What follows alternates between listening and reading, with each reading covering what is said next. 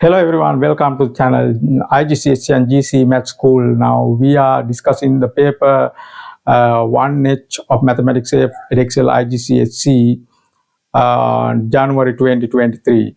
And now we have discussed up to 17th question. Today the discussion opens to the question 18, right? Okay, question 18, they say they have given a function. Then they have given a function, they say the function f is such that fx equals k of x, and where x is not equal to 0 and k is an integer. K is said to be an integer value. Integer is a positive or negative whole number including 0, right? Express inverse function f, first part A of question 18 is to express the inverse function f inverse x in the form f inverse x. You have to find the inverse function of x. Then what you do is you take the function fx. First of all, fx equals, this is the answer for this part A, and take k over x, and then it is taken as y. It is taken as y equals taken as y equals k over x. Then fx is taken as y. Then you write, then you make x the subject in this one. So switch x and y. So switch x and y. You put for every y x and for every x y. Here you put x, switch x. Then here k over y. Then you make y the subject, take y to this side. Then equals k. Then y equals k over x. The same thing. Then inverse function is as same as the function. Therefore, we can write this one as in that notation, f minus 1x. This is the inverse function equals k over x. That is the answer for the part A. Now for the part B. Part B first part here. Part B first part. They ask you to find, they have given another two functions, gx equals 2 minus 3x to the power 4 and hx equals 3x over 2 minus x. Then first one they ask find g minus 2. G minus 2. Then what do you mean by g minus 2? To find the function gx, then we have to use function gx to find g minus 2. What do you mean by function? What do you mean by g minus 2? What do you mean by g minus 2? Instead of this x, they have put minus x. Instead of this x in this one, to find g minus 2, to find g minus 2, what they have done is, they have put minus 2 in place of this x. If here it is minus 2 in place of x, here also it should be minus 2 in place of x, like this. Minus 3, then minus 2 to the power 4. Okay. Right, like that. Then you simplify this. Then 2 minus 3. Then this one is plus 16. You calculate minus 2 into minus 2 into minus 2 into minus 2. Then you will get plus 16. Then 2 minus 3 times 16 means minus 48.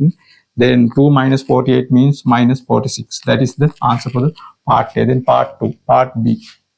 Then part 2 of the second part.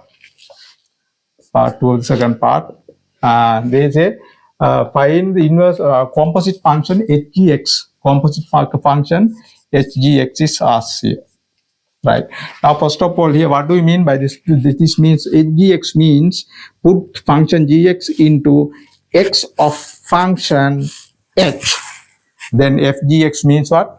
Put the function gx in place of x in the function h. So that is what you mean by hgx. So therefore, we first write h here, function h here. Then function h is here 3x divided by 2 minus x. Yes, that is the function. Yes. Then you put the hgx, hx, and here then you want to find hgx. Then hgx means put function gx in place of x of function h. So then what do you mean here? You write it here h gx. Now we put gx in place of this x. Therefore, here also for every x we have to substitute gx. Then we write 3 into gx over 2 minus gx. Okay. Now we substitute. I will write it here. Then HGX equals, then here we have 3 into GX. What is GX? That one, this one. How much? 2 minus this GX. Substitute 2 minus 3x square. We substitute the function. First, we substituted the function. Then function GX was substituted for X in function H, right?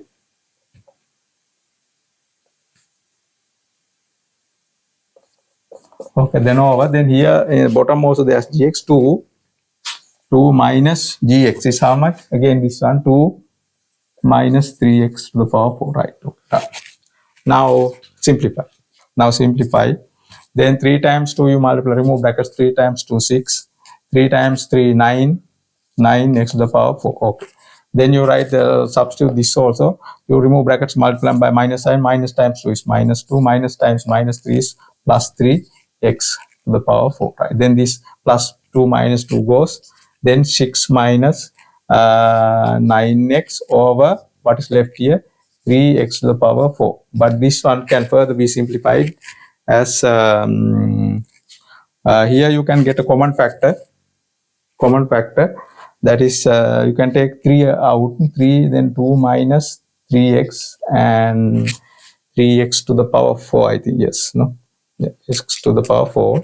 Then x to the power 4 divided by here 3x to the power 4, and then this gets cancelled. Then ultimately you get the answer what 2 minus 3x to the power 4 divided by x to the power 4. So that will be the function what composite function HGX is the composite function HGX, right? Okay, found that's all, right?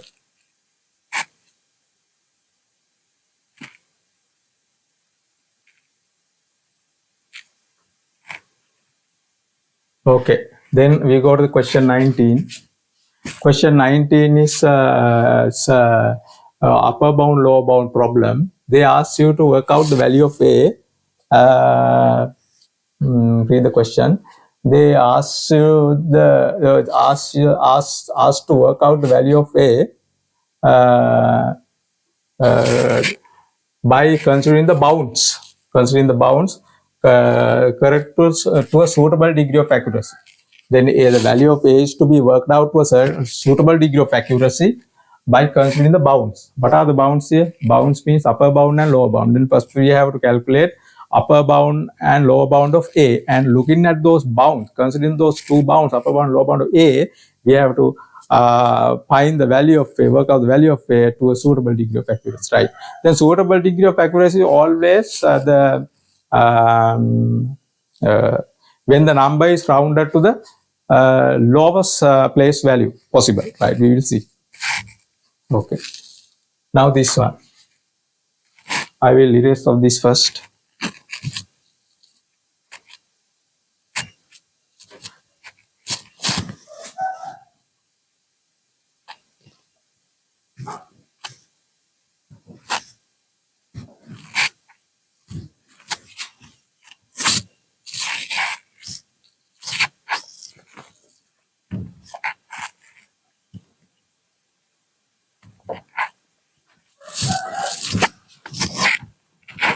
Now this is question 19. Question 19. Okay, question 19, right? Then first of all, we have to calculate the upper bound and lower bound of A, right? Then here A equals, because we have to, A equals, what is that? V minus U over T. Okay. Now A, this is the quotient. Then here V minus U divided by T, this is the division.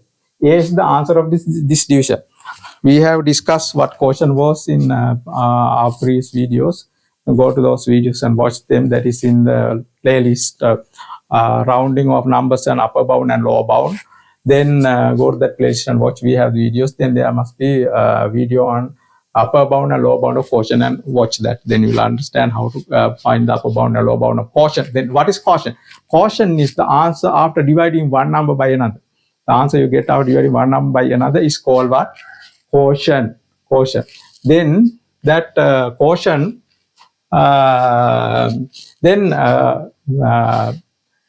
quotient, when there's a quotient, then this is called dividend. This is dividend. This is called what? Divisor. You have to know these terms, I think, otherwise you will not be able to understand the expression, right? Okay, then there is part above the line is called dividend, part below the line is called divisor. Then we learned that the upper bound of quotient is the upper bound of the dividend divided by lower bound of the divisor. Then we find the upper bound. Then therefore upper bound of A equals what? The upper bound of V minus U. Upper bound of V minus U, that is the dividend, divided by lower bound of divisor T. Then lower bound of what? T. Okay. Then lower bound of A. Simple. Lower bound of A, right? Lower bound of A. Lower bound, how do you find the lower bound of quotient? The lower bound of quotient equals lower bound of the dividend divided by lower bound of the divisor. Lower bound of the dividend divided by upper bound of the divisor. Lower bound of the dividend divided by upper bound of the divisor. That's how you find the lower bound of quotient. Then therefore lower bound of A equals lower bound of dividend, that is V minus U minus divided by lower bound of upper bound of T. All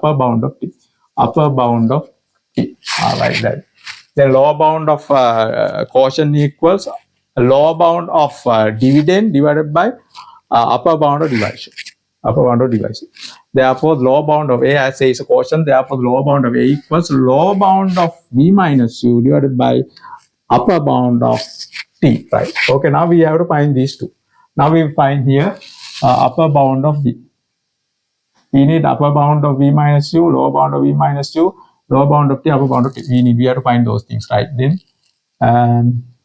we'll write right here V minus U, right? Upper bound of V minus U. This is what? Upper bound of difference. Upper bound of difference, we have studied the formula for that. That is upper bound of larger value minus lower bound of smaller. Here the large value is V and lower value is U. Right? Then this upper bound of V minus U is upper bound of what? V minus lower bound of what? U. Okay, right. Then upper bound of V is upper bound of a single corrected value. Single corrected value. Upper bound of V is the upper bound of a single corrected value. The upper bound of single corrected value is the by applying the general formula, corrected value plus degree of accuracy over 2. Then corrected value plus degree of accuracy over 2. Then minus this one, lower bound. Lower bound of single lower bound of U, the single lower bound of single corrected value by applying the formula. Degree of corrected value minus degree of accuracy over 2. This one, corrected value minus degree of accuracy over 2. Okay. This one, corrected value plus degree of accuracy over 2. Then what is the corrected value of V? Corrected value of V is 45.23 plus degree of accuracy is correct to 2 decimal places. This is the second decimal place. Go to second decimal place. When the number has been corrected to second decimal place, 2 decimal places, then we know degree of accuracy to be applied in the upper bound lower bound formula is 0.01. So 0.01 divided by 2. This one minus here corrected value of U. Corrected value of U is how much? 5.12. Then that is minus degree of accuracy. Then 5.12 correct to 2 decimal places. Again, the degree of the number has been corrected to 2 decimal places. When the number has been corrected to 2 decimal places, the degree of accuracy to be applied in the upper bound lower bound formula 0.01. Put here 0.01 divided by 2. Okay, that is the thing. Okay, now use calculate this. Then this one will be 45.235. 45.235. This one will be how much? 5.5. 5.115. 5.115. Right. Okay. 5.115. Then you deduct. This by 0. This one is 2. This one is 1. Here how much? 40.1. That is the upper bound of V minus U. Then you find the lower bound. Lower bound of V minus U. Lower bound of V minus U again. Lower bound of difference. Lower bound of difference we know. Lower bound of the larger value minus smaller bound. Lower bound of the larger value minus upper bound of the smaller value. And lower bound of V minus U equals lower bound of V minus upper bound of what? U. So this is the principle. Then we will calculate that lower bound of V is lower bound of single corrected value, the degree of corrected value minus degree of accuracy over 2, corrected value minus degree of accuracy over 2. Then this one called upper bound of U is upper bound of a single corrected value. Say corrected value plus degree of accuracy over 2. Then corrected value of U is how much? 5.12.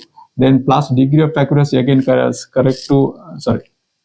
this corrected value plus degree of accuracy over 2. Okay, now write to corrected value of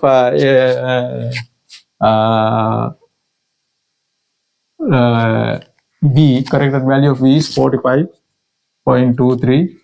The minus degree of accuracy 0.01 divided by 2. Then minus. Then you get the corrected value of U. Corrected value is 500.112. 12 and plus degree of accuracy again corrected 2 is 0.01. 0.01 then divided by 2. So like this. Then you simplify this. This one will be 45. This will be 45.225. This one will be minus 512. That means 5.125. Okay. Now deduct. After deducting, you are getting what? After deducting, you are getting what? Here 1.40. Okay. Like this. Okay.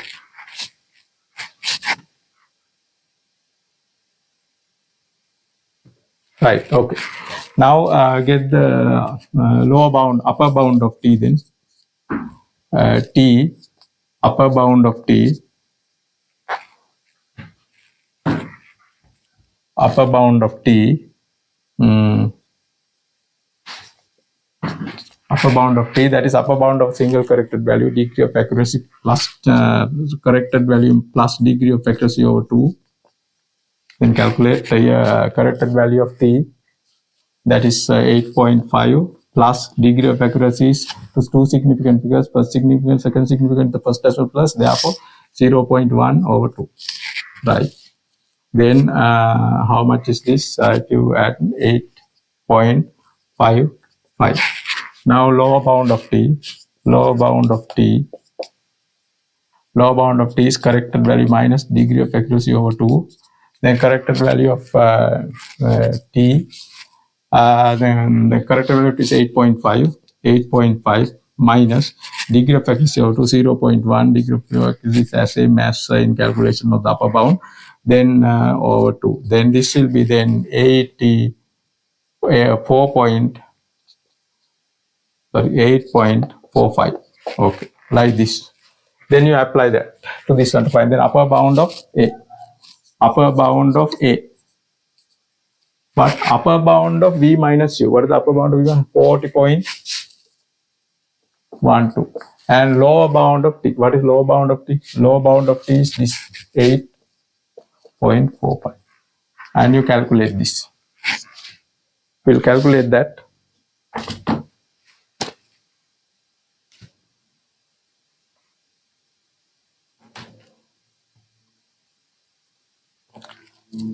.12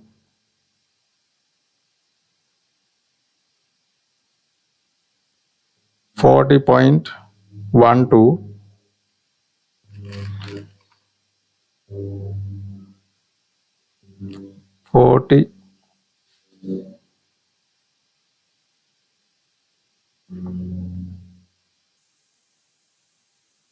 40.12 40.12 plus, so divided by 8.45.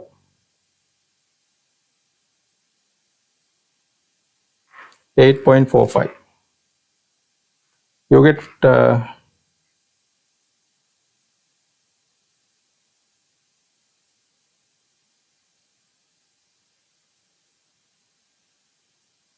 what is this upper bound of v minus lower bound of t? Lower bound of t, right? What is the lower bound of t? Lower bound of t is 8.45. Upper bound of upper bound of v minus t 40.12. No, is that correct?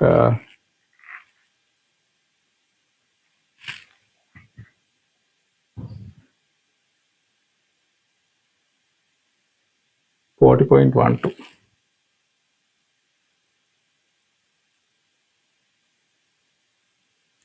divided by 8.45. 4.74. 4.747. Right, we'll take correct to because our answer we'll take 9, right, to 4 decimal places, right? Then other one is here, there are some decimal places, right? Then other one, lower bound of a. How to find lower bound? Lower bound of v minus u. Lower bound of v minus u. Lower bound of v minus is this 40.1 divided by upper bound of t. Upper bound of t. Upper bound of t is how much? This one, 8.55. 8.5. Then divide. Okay. That is 40.1, right? 40.1 divided by 8.55. 8.55. What is the answer? 4.69. 4.6900.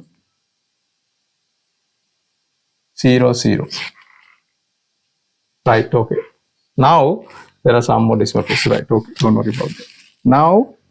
Now we are asked to work out the value of a to suitable degree of accuracy using bounds. When you take the value of a to a suitable degree of accuracy by using the bounds, you have to see at which the place value should it be rounded. Should both upper bound and lower bound be rounded to get the same value, right?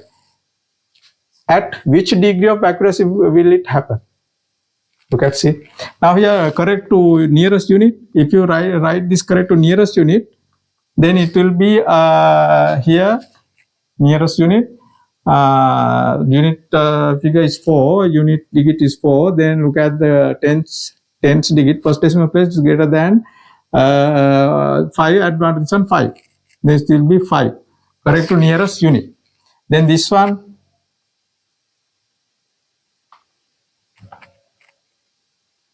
Then this one, correct nearest unit, this is also 5, right? This first decimal place is greater than 5, advance to this one is 5 then. This is also 5. Now here this one particular degree of accuracy, to which it can be rounded to get the same rounded value for A and B is to unit place. But we don't, because if you get the unit place is the highest possible, here the highest possible place value. But for the value to be most accurate, then it is not the highest place value to which it should be rounded, but to the lowest possible place value. Then lowest possible place value means now this place value, first decimal is less than lower than 4. Then here second decimal, first decimal is lower than unit. Then second decimal is lower than first decimal. Second decimal is lower than first decimal. Then we will go to the first decimal and see. Take the first decimal as the degree of accuracy. Then round correct to first decimal, then this is 4.7. This 4.7. This will be again 4.7. Yes, that is also 4.7.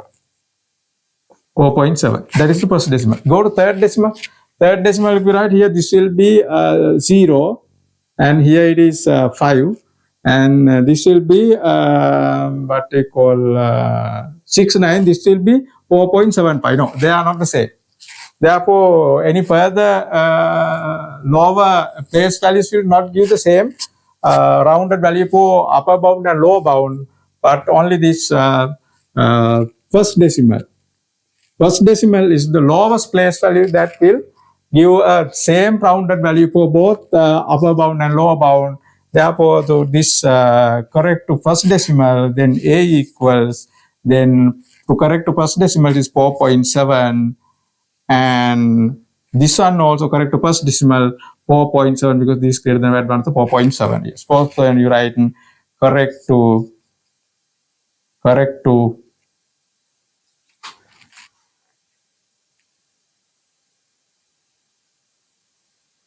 first decimal. Otherwise, first decimal low, otherwise we can get 1, 2, this one, right? This second significant figure. Correct to 2 Correct to 2 significant figures. Correct to 2 significant figures is the suitable degree of accuracy for the value of A to be most accurate. Okay. That's the way of getting that. Okay. Right. Okay.